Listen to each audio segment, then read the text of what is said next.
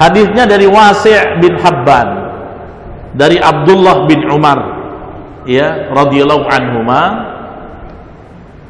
bahwasanya kata Abdullah bin Umar, kana yaqulu, ya,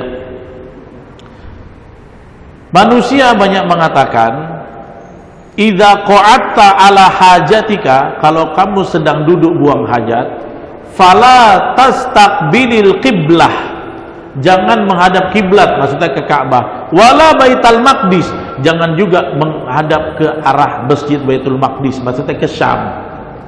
Ya. Maka orang-orang isunya begitu.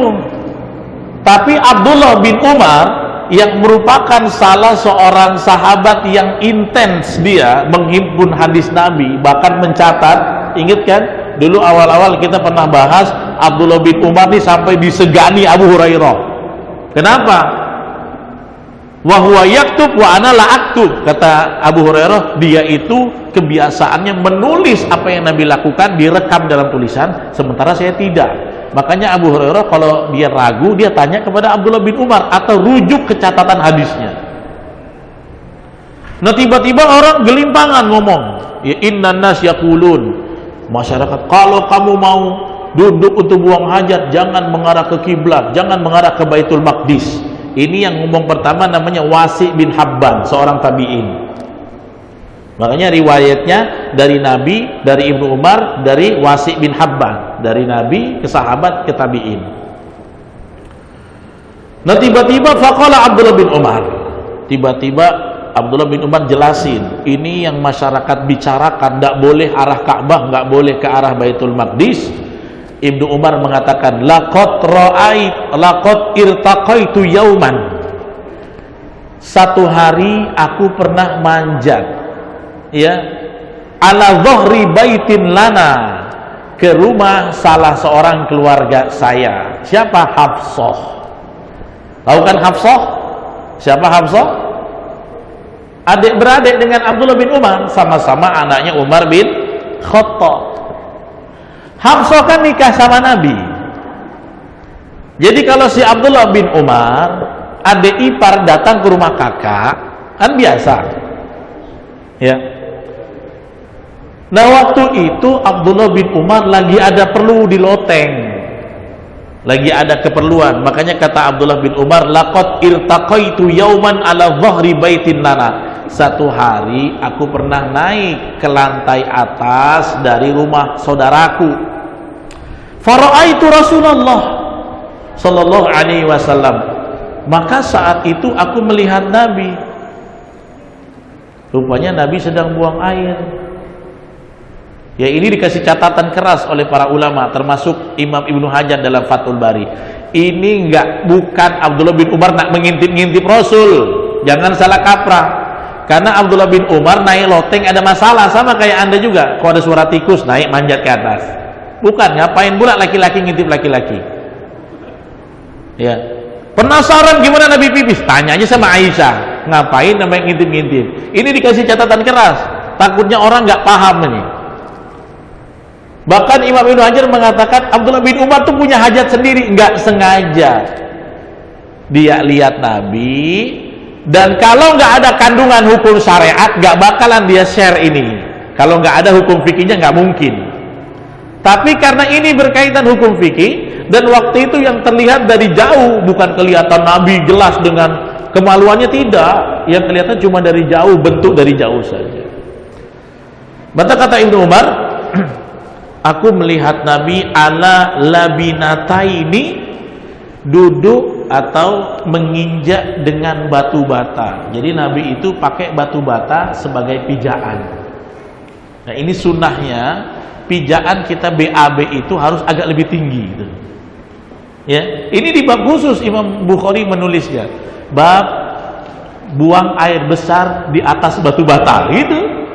Anda baru tahu kan? Nah, ini yang teman-teman yang kerja di teknik sipil, yang di bangunan biar paham, rupanya bikin WC itu bukan sekedar kerja, ada sunnahnya juga.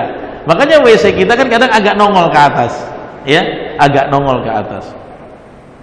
Mustaqbilan Baitul Maqdis, dan saat itu kata Ibnu Umar, Nabi menghadap Baitul Maqdis. lihajatihi, untuk buang hajat. Kemudian beliau kayak meluruskan Wasi bin Habban. Ya. Jadi Abdullah bin Umar bilang gini, tadi engkau bilang orang-orang larang untuk mengarah ke Baitul Maqdis. Kenapa? Akhirnya Ibnu Umar kayak ngasih sentilan satir lah, karena ini ahli agama, ya, harus menjelaskan kepada tabi'in yang merupakan generasi sebelumnya. Abdullah bin Umar tuh orang yang ketemu Nabi, sementara Wasi bin Habban gak ketemu Nabi, mereka cuma ketemu sahabat kan. Mana yang lebih tahu ilmu, mana yang lebih salaf? Tentu para sahabat. Pemahamannya lebih dekat dengan kebenaran, karena mereka lah konteks yang paling dekat dengan turunnya Quran. Maka kata Ibnu Umar, la'allaka minal ladzina yusalluna ala awraqihim. Ya, kayaknya kamu ini orang yang bersujud meletakkan yang duduk di atas pahanya. Kita kan kalau sujud ya di atas dengkul. Ya, jangan-jangan kamu ini termasuk orang yang kalau sujud duduk di atas pahanya. Maksudnya apa? Ya, kemudian si Wasi bilang, la adri wallah. Enggak, aku enggak tahu demi Allah. Saking polosnya Wasi bin Habban. Maksudnya apa? Wahai Wasi, kamu itu betul-betul memahami sunnah dengan secara lengkap atau tidak sampai kamu berstatement begitu? Aku ini pernah lihat, kalau engkau bilang boleh, tak boleh, larang atau nganjurkan, itu harus detail, nggak boleh sembarang kan. Katanya orang-orang kan dia bilang gitu, kata orang-orang Nabi nggak membolehkan ke Baitul Maqdis. Jangan kata orang-orang, aku nih lihat. Sebenarnya mungkin Ibnu Umar tidak mau mengungkap ini, tapi untuk meluruskan kesalahan, ya, maka dia harus mengungkapkan karena ada kandungan fikihnya. Makanya kata Imam Ibnu Hajar, ini dikeluarkan sindiran, counter argumentasi satir dengan lembut Abdullah bin Umar. Jangan-jangan engkau ini termasuk orang yang sholat ketika sujud pahamu kau luruskan. Maksudnya kan nggak boleh begitu, pahanya diluruskan kayak orang push up. Sujud ya dengkulnya, kan begitu ya. Saking maksudnya, kamu tahu nggak sunnah dengan penuh nih, bagaimana gelagat Nabi, keseharian Nabi, ya. Makanya kata para ulama juga mengatakan, karena Abdullah bin Umar sedang berbicara dengan orang yang tidak alim terhadap sunnah. Makanya beliau mengatakan seperti itu, dan beliau meluruskan pendapat dari Wasi bin Habban, diluruskan oleh dia. Yang tidak boleh itu bukan Baitul Maqdis, tapi nggak boleh mengarah ke dalam kiblat. Kiblatnya mana? Ka'bah. Ya. Karena waktu Ibnu Umar sedang lihat Nabi itu memang sedang mengarah ke Baitul Maqdis. Sementara mana yang lebih kuat menurut Anda? Coba, mana lebih kuat? Lebih kuat Ibnu Umar atau Wasi'? Ibnu Umar lah.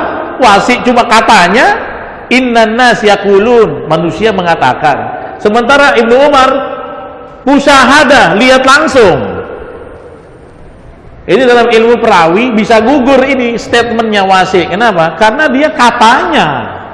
Sementara Ibnu Umar, ra'aitu Rasulullah, aku lihat langsung. Maka kalau lihat langsung Nabi lakukan itu, jangan kau bilang nggak boleh. Mengatakan statement dalam agama ini nggak boleh, ini terlarang, butuh bukti valid, maksudnya begitu. Aku melihat secara valid, ya. Tapi di dalam hadis ini tidak ada ketersinggungan sama sekali. Itulah hebatnya ahli ilmu. Ketika argumen berdebat tentang sesuatu, kesimpulannya adalah mendapatkan pendapat yang paling kuat, ya. Makanya Ibnu Umar nggak bilang, engkau nih baru ngaji aja, aku nih ngaji sama Nabi, bodoh, nggak bilang begitu dia. Jangan-jangan engkau nih orang yang sholatnya pakai paha nih waktu sujud, gitu ya. Maksudnya, engkau paham sunnah betul nggak? Kalau belum, jangan bilang boleh tak boleh, gitu ya. Kalangan tabi'in tuh Pak, itu tabi'in tuh Pak. Ya, tapi yang membantah siapa? Yang lebih salaf dari dia. Tabi'in itu termasuk generasi salaf. Tapi ada yang lebih dekat dengan Nabi. Jadi pemahaman itu semakin dia dekat dengan dekade Nabi, kemungkinan betul memahami ayatnya lebih besar. Makanya kitab tafsir sekarang semakin jadul semakin valid. Gitu. Ya, hadis itu riwayatnya semakin pendek, itu semakin valid. Karena setiap zaman pasti ada ya namanya keterbatasan informasi kan. Ketika pindah dari satu zaman ke zaman yang lain, mungkin ada distorsi kata-kata, perbedaan huruf, ada kata kerja yang agak mungkin tersalah, itulah. Makanya semakin jadul, ya kalau bahasa orang kampus, semakin konservatif satu dalil agama, maka semakin aqrab ila shawab, semakin dekat dengan kebenaran. Ya, itulah yang dimaksud dengan memahami Al-Quran dan Sunnah, ya, sesuai pemahaman salafus saleh, itu maksudnya. Siapa salafus saleh? Generasi terdahulu yang memang Quran hadis itu di zaman mereka. Itu, dan kita juga sama seperti itu. Ya,